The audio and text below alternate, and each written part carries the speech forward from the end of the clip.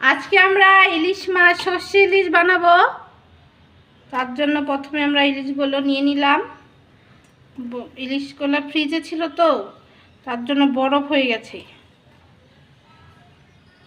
আমাদের টাইম নেই। এখন আমরা দেব সর্ষে পোস্ত বাটা। এখানে 2 চামচ সর্ষে পোস্ত বাটা আছে। তারপর আমরা দেব কাঁচা লঙ্কা বাটা আর অল্প রসুন বাটা। আমরা অল্প দিব জিরে গুঁড়ো,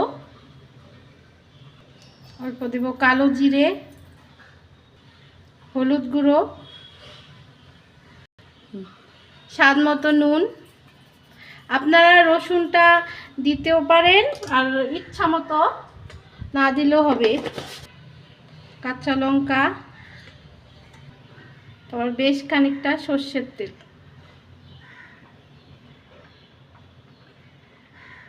তারপরে অল্প চিনি।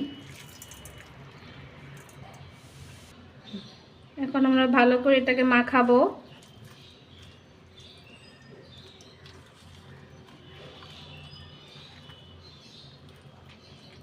দিয়ে দিব, বেশি দিব না, অল্পই দিব, কারণ আমরা মাছের ওখানে অনেক তেল দিয়েছি। এখন মাছগুলো দিয়ে দিব।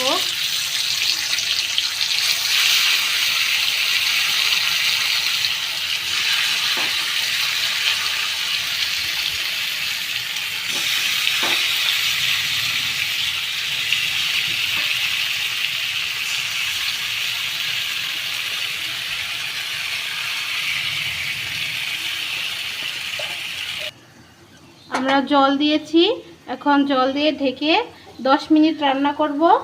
তারপরে আমাদের সর্ষে ইলিশ রেডি হয়ে যাবে।